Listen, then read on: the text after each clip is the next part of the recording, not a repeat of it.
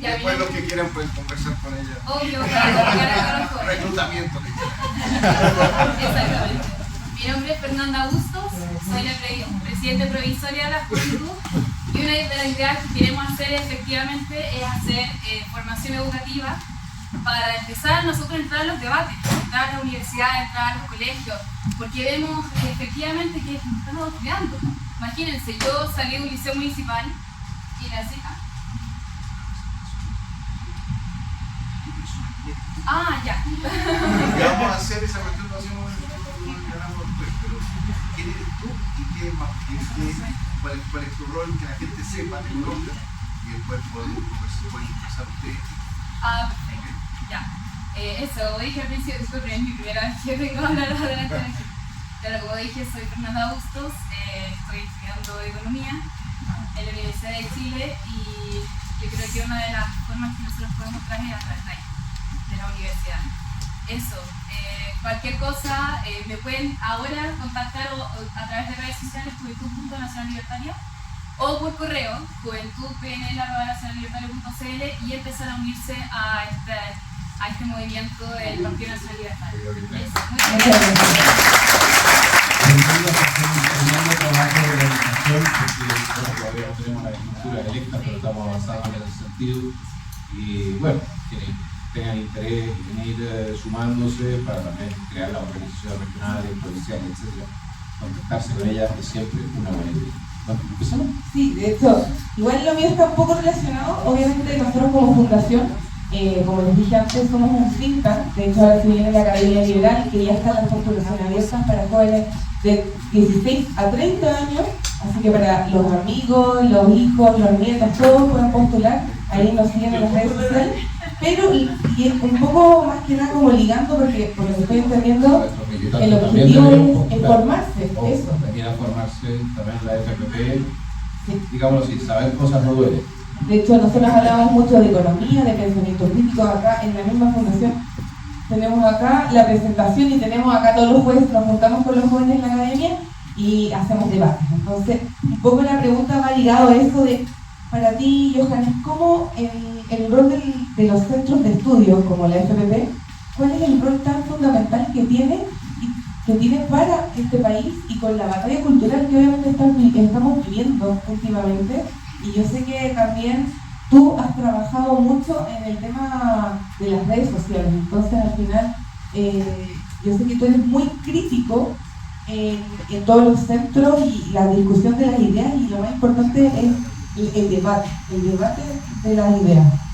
En primer lugar, creo que hay que entender cuál es el origen de las ideas, poder organizarlas dentro de lo que es la estructura de la historia de las ideas. La teoría, en ese sentido, tiene efectos muchas veces positivos, otras veces devastadores. Yo, por ejemplo, no llegué a mi lógica o a la forma de pensar que tengo en este momento leyendo textos de derecho. Yo leí a Marx, leí a Lenin, leí a Stalin, o aquello que decían que era de Stalin, porque me escribieron un libro propio, que me tocó los cuatros. Marcuse, a Habermas, que sigue siendo no encuentro el insulto correcto para su forma de escribir. Okay. El hecho es que en la medida en que en la universidad a mí me iban acercando a este tipo de textos, y yo teniendo un pensamiento crítico ya respecto de la izquierda desde mucho antes, fui entendiendo desde el pensamiento crítico que lo que se me estaba presentando no podía ser correcto. Y en el momento que uno entiende que eso no es correcto, uno busca entonces también la respuesta a estos textos, a estas teorías, a estas ideas. Es así como uno termina leyendo efectivamente a von Hayek, uno termina leyendo a Hans Hermann Hoppe, aquí estamos avanzando, a von Mises y cuántos otros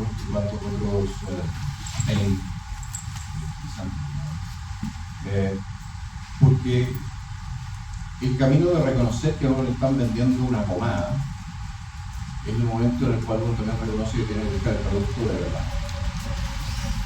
Yo creo que la importancia de los centros de estudio está radicada en abrir la mente de la gente a hacerse las preguntas correctas. Es decir, ¿por qué aquello que nos están enseñando en los colegios, las universidades, etcétera, por qué es tan hegemónico? ¿Por qué no se permite la crítica? Porque no se permite la crítica muchas veces. Los centros académicos se han transformado en centros de adoctrinamiento. Muchas veces hay profesores de izquierda que son maravillosos, que les encanta la discusión. Yo conocí algunos. Pero hay otros que son, literalmente, son totalitarios y, bueno, y hacen pagar el precio por no estar de acuerdo con su forma sectaria de ver el mundo. La idea, yo creo, de los centros de pensamiento es que entran a reemplazar o a generar una apertura para los jóvenes que tienen efectivamente curiosidad, una apertura al pensamiento universalista. Es decir, yo estoy recibiendo forzadamente, más o menos, en las universidades, en los colegios, una visión del mundo. Lo que están haciendo los centros de estudio es complementar a las universidades. Están presentando la otra visión. Aquello que deberían hacer las propias universidades. Las propias universidades han perdido en ese sentido su excelencia académica, podemos decir. En materia de humanidades es un desastre. Y de la mano de esta oferta que hacen los centros de estudio, viene también lo que es la bajada del pensamiento respecto de la situación actual de la sociedad. O sea, comparemos la teoría con la realidad. ¿Qué es lo que hace la teoría? ¿Cuál es la producción? ¿Qué es lo que se genera cuando tú aplicas una teoría a la realidad? ¿Cuál es su resultado? Porque él dijo que si la teoría no estaba de acuerdo con la realidad, entonces peor para la realidad, y lo recogió después Lenin. El problema es que la realidad, cuando la realidad tiene que sufrir, estamos hablando de ustedes. Estamos hablando de la gente normal y corriente. Cuando dicen tanto peor para la realidad, estamos hablando de la gente. Porque el ámbito en el cual se aplican todas estas teorías es el ámbito social que está compuesto por seres humanos. Cuando el señor también Vladimir Ilyich Lenin decía que había que romper huevos para hacer tortillas, y después Solzhenitsyn respondía a eso, que no había visto los huevos rotos, pero no que la tortilla. Hay que recordar que esos huevos rotos eran millones de personas, cada uno de ellos con una historia personal, con amores, con cariño, que cada uno de esos destinos fue truncado por los enemigos de la libertad, por los enemigos de la autonomía nacional, por los enemigos de la dignidad humana. No nos equivoquemos respecto de quién y con quién estamos tratando muchas veces. Los campos de Tolima, las tumbas masivas que dejó Lenin, Stalin, que sigue siendo un ídolo del Partido Comunista Chileno, del Partido Socialista parcialmente, las masacres en Indochina o en Cuba, eso es el producto de la aplicación de una teoría a la realidad social. Y lamentablemente, como decía Mario Vargas Llosa, que se equivocan en ciertas cosas, pero aquí no. Son ideas zombies. No hay cómo matarlas. Y no hay cómo matarlas, en mi opinión, porque lo que hacen es intelectualizar las más bajas pasiones que sienten ciertos seres humanos. Les dan un disfraz de razonabilidad, les entregan una justificación para poder ser miserables, crueles, inhumanos.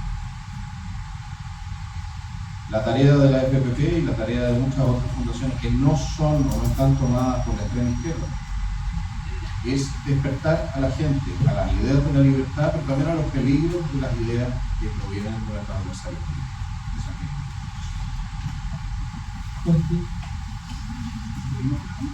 No, no.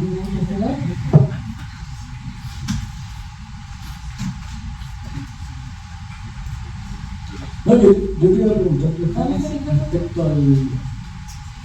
Porque tú mencionas algo muy importante que tiene que ver con que estas ideas se difunden.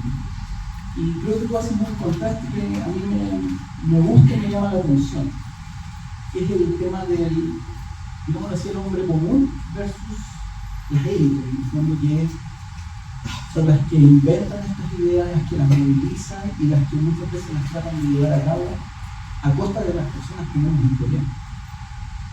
Y ahí mi pregunta es, ¿cómo ves, en el caso de Chile específicamente, el rol hoy día de las élites? Yo tengo mi perspectiva, yo probablemente se la he planteado en muchas conversaciones a Axel, que tiene que ver con que hoy día las élites no ofician de minorías rectoras, no dan el ejemplo, y por lo tanto de alguna forma contribuyen a una desorientación, digámoslo así, que además se traduce en que otras élites asumen el rol de orientar al hombre común bajo estos preceptos ideológicos que tienen claramente un acervo totalitario. Entonces, ¿cómo ves esa problemática hoy día?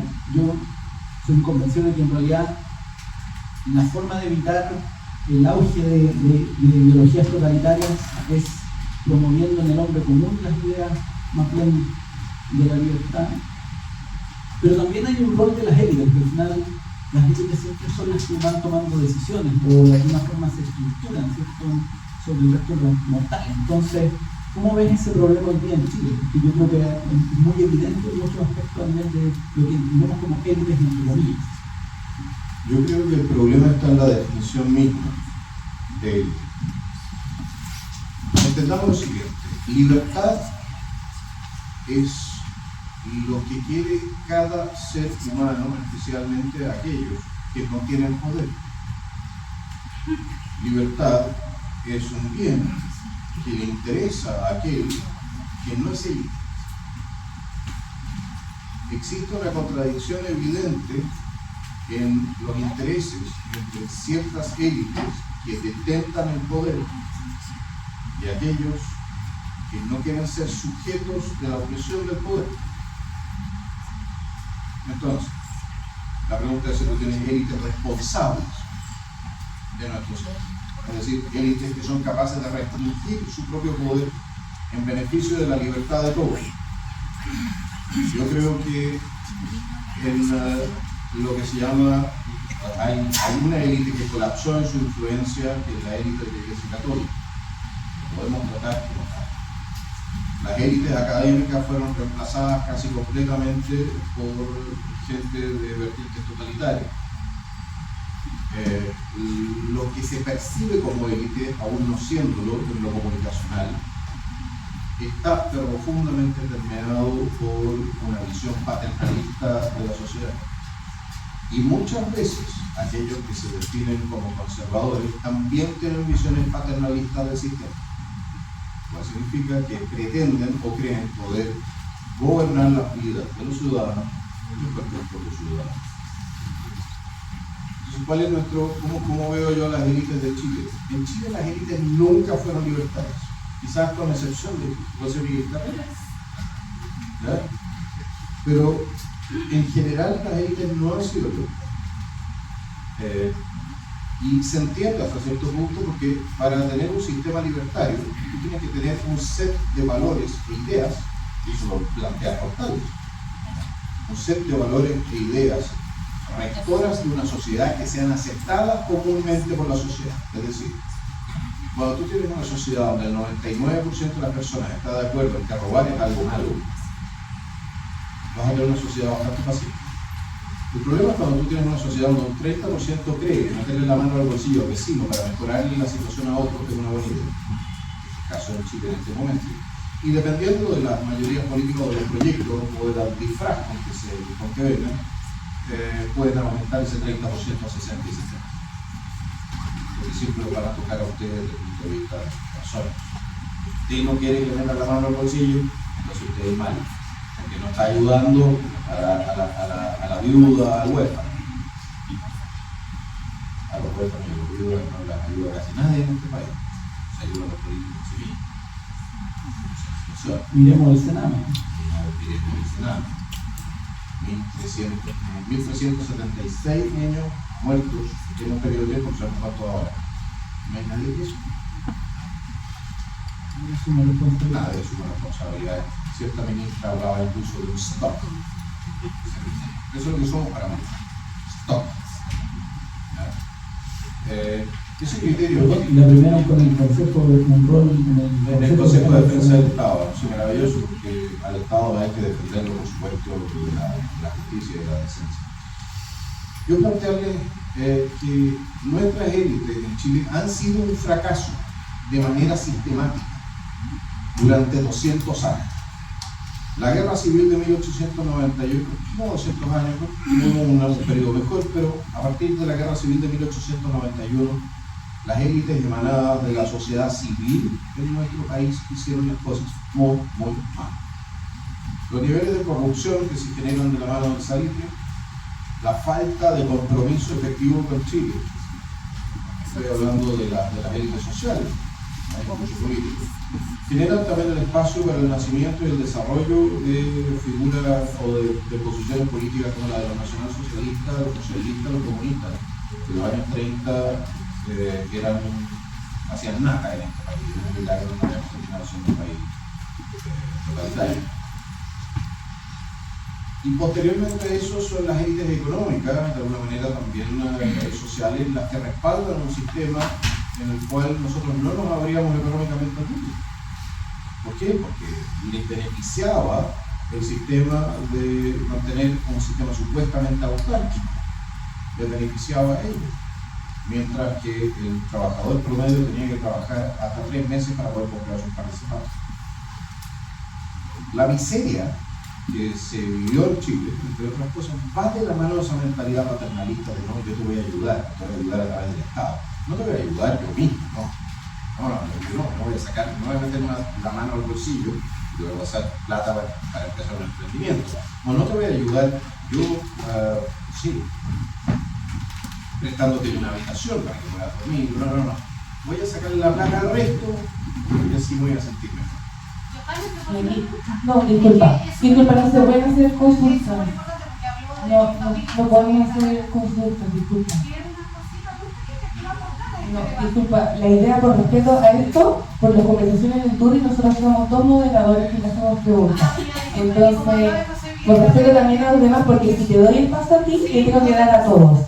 Entonces, por respeto a todos los que estamos acá, no puedo hacer consultas ante nadie, porque tenemos muy poco tiempo. Entonces, la idea es aprovechar y eso.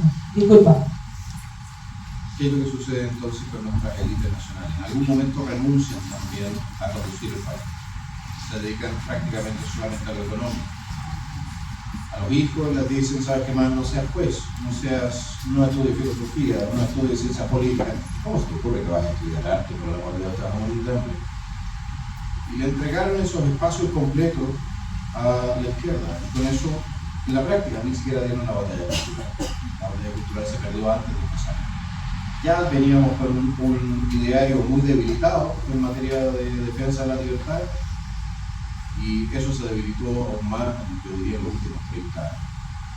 Excepción en este periodo o en esta situación histórica de nuestro país es cuando la élite es reemplazada. Y no estoy hablando del año 70 al 73. La élite de nuestro país fue reemplazada entre el año 73 y el año 90. Porque llegaron a gobernar aquellos que provenían esencialmente de la clase media, con un compromiso muy profundo con Chile en razón de su formación militar. Ese cambio de paradigma, donde efectivamente había gente que estaba buscando un camino, si no me equivoquemos, el gobierno militar no entró siendo libertario, queriendo bajar impuestos o reduciendo aranceles, no. Estaban buscando un camino, lo que estaban buscando era un camino para mejorar la situación de Chile. Y lo que sirviera para eso fue lo que sirvió. Era lo único que importaba eso. Y los resultados fueron varios intentos y errores, hasta el momento que se toma el camino que dura hasta el 2010, diría yo, una cosa así, de desarrollo económico de nuestro país, que lo adopta también la concertación, no le hacen mayor modificación, después lo modifican, lo hacen pedazos. Ese cambio de élite lamentablemente no se perpetuó en el tiempo, no lo digo desde el punto de vista de un gobierno militar, digo de la gente que tomaba las decisiones, que fuera nueva gente. Después de 17 años de gobierno, volvieron cuando se restaura la democracia, volvieron a gobernar los mismos que habían arruinado el país 17 años antes. Llegaron con las mismas malas costumbres, llegaron con los mismos, con las mismas redes de interés, y fueron esas redes y esas malas costumbres históricas, tradicionales, heredadas, hechas, centro, izquierda, las que terminan entonces demoliendo nuestro sistema hasta el momento en que termina incursionando de la mano del 18 días, que fue un golpe por lo demás de una izquierda que no tolera el sistema democrático, el sistema libertario. Si me preguntan por las élites, yo diría, bueno, la izquierda tiene élites. Los mejores entre la izquierda dedicados a hacer el mal gobiernan este país en muchos ámbitos, especialmente los culturales. La derecha está formando élites. Y esa es la gracia de la gente. Y un poco, ya que hablamos de las élites, también hablemos del otro lado. Me gustaría preguntarte, ¿cuál es el plan un poco, y ahí voy en los proyectos que tienes a futuro?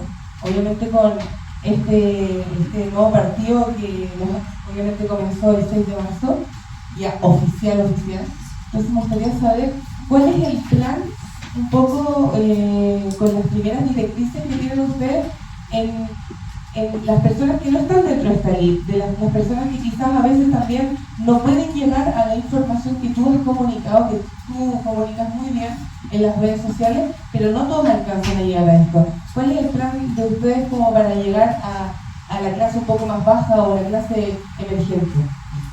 Yo le diría que se sorprenderían.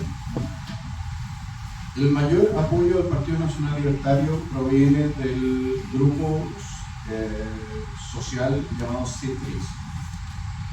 Son grupos de...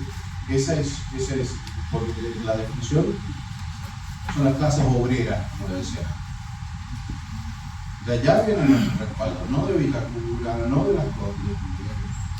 Casi un 30% del grupo C3 respalda esta candidatura. ¿Por qué? Esencialmente porque a través de las redes sociales hemos tenido acceso a ellos y hemos podido presentar ideas que les hacen sentido, mucho más sentido por lo demás que las de la élite, normalmente la élite de izquierda, que en algún momento cometió el fatal error histórico de cortar sus lazos con la clase trabajadora y de dedicarse entonces a pura... Estamos solamente entre nosotros. A puras pendejadas académicas que solamente puede entonces digerir a alguien a quien lo han forzado a tragarse 5 años de estudio universitario de la carrera. A la gente normal y corriente que piensa de manera racional, razonable, que tiene que solucionar problemas cotidianos, que cree lo que ve en sus ojos y no las pelotudeces que le dice un filósofo francés. A esa gente lo que le ha planteado la izquierda es indigerible y lo vemos en el proyecto del 4 de septiembre. Ese es el proyecto de la izquierda. Ya no tiene nada que ver con la mejora de las condiciones económicas de los trabajadores. No tiene nada, ni siquiera conservan esa demanda que originalmente la que daba origen a los movimientos socialistas. No queda nada, quedan puros grupúsculos enfrentados los unos a los otros, donde todo es interés, solamente el poder, la capacidad de forzar a otro a hacer algo que no quiere hacer. Es decir, su interés es solamente tener la capacidad de limitar la libertad de terceros. Y donde los grupos se encuentran todos en un sistema interseccional donde son al mismo tiempo opresores y oprimidos. Y en ese sentido, todos sabemos que el Estado tiene un rol muy preponderante en la educación y en la cultura, donde nosotros como fundación estamos dando la pelea cultural, pero me gustaría un poco también ver tu visión, qué nos podrías aconsejar como fundación y también para los otros think tanks que también están. Acá también tenemos la Fundación Piensa, que está por ahí, que nos prestaron las sillas de hecho para este tremendo evento de la casa llena. Entonces hay varias fundaciones que seguimos dando la pelea en la batalla cultural y tú lo estás haciendo por otro lado, por la política como diputado y futuro quizás candidato a la presidencia. Entonces me gustaría como, ¿cuál es tu visión respecto a eso? Porque es verdad que es difícil dar esta batalla cuando tienes al Estado metido. Bueno, entonces tienes que entender lo siguiente. El Ministerio de Educación, el Ministerio de Cultura y la educación estatal, no la pública, no confundamos estatal con público. Público significa que tiene financiamiento estatal, pero no necesariamente está bajo control del Estado. El día que nosotros entendamos que el Ministerio de Educación, así como está diseñado, es un arma que es utilizada cada vez que cae en manos de la extrema izquierda para impulsar la ideologización de los niños, no sus mejoras educacionales, no su capacidad de comprensión de lectura, no, la ideologización de los niños, vamos a comprender que quizás la respuesta a esto no es una ley que prohíbe, que ideologice, pero quizás la respuesta a esto es eliminar el Ministerio de Educación, el Ministerio de Cultura, así como está diseñado ahora, que quizás debamos entregar a los colegios a la autogestión, que quizás debamos hacer lo mismo con museos y otro tipo de instituciones culturales, y que quizás debésemos pagar por el servicio que entregan y no solamente por su existencia. De la mano de eso, tú vas a generar un nuevo sistema desconcentrado, descentralizado, donde tú puedes incluir e introducir también a los padres dentro de lo que es la definición de lo que tienen que aprender los niños, como un instrumento de control directo al más bajo nivel, al nivel base, donde se va a estar autogestionando este sistema. No muy distinto a lo que pasa en los counties en Estados Unidos, y vas a quebrarle la columna vertebral al sistema estatal que permite o que impulsa entonces a través de sus directrices, contenidos mínimos, agendas que no son aquellas que benefician efectivamente a los niños. Si nosotros recordamos hace 20, 25 años atrás el plan de estudios de los niños en la educación media, su base, era mucho más liviano que ahora. Es mucho menos ramo. Pero los niños, no teniendo un sistema que bárbaro de bueno el sistema, pero los niños salían del colegio entendiendo lo que leían. Y esto no depende de la calidad del colegio, la cantidad de plata que tú inviertes. Para disculpar, pero Sócrates enseñaba en una plaza. No tenía ni siquiera un techo sobre la cabeza. No, esto depende de dos elementos fundamentales. Uno, que consigamos buenos profesores. Que fomentemos que los jóvenes que están motivados, que tienen una vocación pedagógica, entren en la pedagogía. Y tres, que generemos entonces en el entorno laboral que premie esa decisión. Porque hoy día alguien me dice, oiga, yo quiero ser profesor, y la verdad es que lo miran como alguien que quiere ir de misionero al África.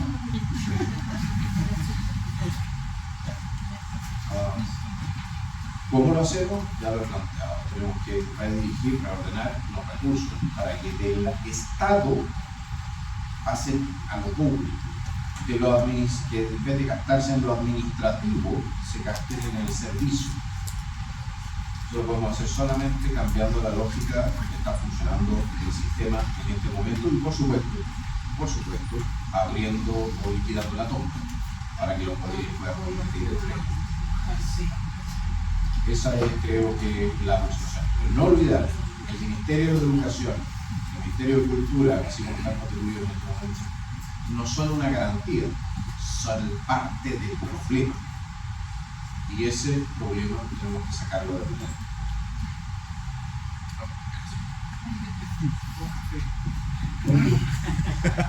Johannes, un poco tomando lo que tú dices, me parece que es clave eso, porque una de las preguntas que yo tenía para ti tenía que ver con que hoy día la educación ha perdido gran parte de su capacidad de movilidad social.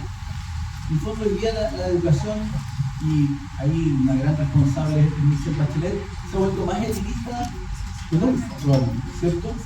Porque además las personas que eventualmente no pueden pagar un colegio se ven en la obligación de enviar a sus hijos a escuelas que eventualmente terminan capturadas o por el colegio de profesores o por estudiantes que se dedican al violentismo, y por lo tanto la educación en términos estrictos se ha vuelto un privilegio para ricos. Entonces, ¿cómo que tú ahí un poco explicas el tema, ¿cierto? Pero ¿cómo liberar en el fondo a las personas del Ministerio de Educación? Me parece que ahí hay un punto clave, una institución institucional que hoy día probablemente tiene ¿cuántos? 1000 funcionarios, más incluso probablemente, y la educación no ha mejorado en nada, pero está este otro actor, y ahí entra como la pregunta sobre la batalla cultural, que es el colegio de profesores, que a mí me parece que yo lo defino como un grupo de interés que dice hablar de la educación, de los profesores, de los estudiantes, pero en el fondo son cazadores de renta. Entonces, ¿cómo ves ese tema desde el punto de vista de la batalla cultural, pero también tú esbozaste una propuesta como ya de decisión política? ¿Cómo eso lo compatibilizas en este escenario?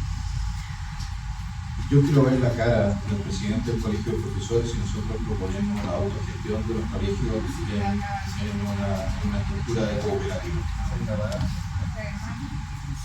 Porque le vamos a estar proponiendo aumentarles de manera considerable los recursos a los profesores, lo que va a llegar directamente, lo que va a llegar directamente a la infraestructura, por alumno educado. Les estamos proponiendo un sistema que va a incluir bonos por mejora de rendimiento también de los peores alumnos. Yo quiero ver al Colegio de Profesores protestar en contra de una demanda histórica de la izquierda. Porque lo que estoy ofreciéndole es cumplirle una demanda histórica de la izquierda. Hay que tener cuidado con lo que uno pide porque puede obtener. Y lo estoy ofreciendo porque es una demanda histórica que hace sentido, porque puede funcionar, en mi opinión, y va a funcionar mejor que la economía centralmente dirigida en materia de educación que tenemos en este momento. Entonces, bueno, quiero ver al presidente del Colegio de Profesores llamar a un paro porque le quiero entregar los colegios a los profesores. A ver cuántos van a ir entonces a protestar frente a la moneda.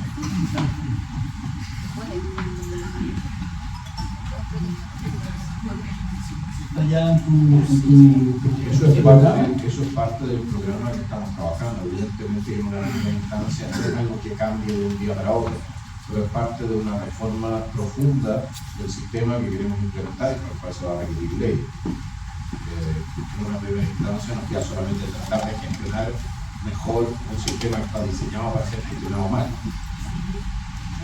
Pero la lógica y el objetivo final es llegar a ese estado, al estado en que los colegios puedan, o sea, los colegios se puedan autogestionar de la mano de una estructura cooperativa con un indicador profesional, por supuesto. Se puedan autogestionar y puedan ir mejorando entonces la calidad de su servicio y de su educación. Al mismo tiempo que mejoran el monto de remuneración del personal que está directamente en contacto con los alumnos, que son profesores, asistentes de la educación. Creemos que ese es el camino, y si sacamos de entre medio los SLEP y toda la barbaridad de CEREN, de la gobernación, de la burocracia, si sacamos de entre medio la burocracia, donde se pierden y se quedan pegados a los dedos de los burócratas el 40% del presupuesto, y ese es un tema esencial también para fortalecer la educación primaria. Otra cosa que tenemos que hacer respecto del tema de educación superior es sincero. Este país está educando por caciques. No hay indio. Pero si tienes puros caciques y no tienes indio, es decir, tienes puro sociólogo, tienes puro psicólogo, tienes puro universitario, pero no hay mercado y no tienes técnicos, te faltan técnicos. Los técnicos pueden ganarse una locura de plata hoy día, sobre todo si tienen una buena certificación. Pero a los jóvenes les están diciendo que el único camino es el camino de la universidad, porque si no pasaste por la universidad y no tenés cartón no puedes llegar a ninguna parte. Voy a decir una cosa, Sí, Boric es mal ejemplo para llegar a presidente. Pero el mejor ejemplo quizás sea Portal. También. Los alemanes tienen un dicho, y así que yo abuso un poco del tema de los alemanes, pero los alemanes tienen un dicho de que los oficios tienen un piso de oro. Y nosotros tenemos poca gente realmente calificada en materia de oficios, tenemos poca productividad en esa materia. Tenemos que mejorar las posibilidades de que son obreros calificados. Se puede llegar a ver, ¿sabes lo que gana un obrero calificado en una fábrica de la BMW? Pero si gana más que un parlamentario. Entonces, ¿qué es lo que queremos obtener? Queremos tener una educación que realmente beneficie al país. Entonces tenemos que reordenar también los recursos hacia donde lo estamos mandando. Gratuidad universal para que todo el mundo sea universitario no tiene sentido, no va a funcionar. Y para más remate, lo que hace es privilegiar a algunos que tienen de todas maneras las redes de contacto para después obtener los trabajos universitarios que se pueden liberar respecto de todo el resto que pasa a ser cesante y frustrado.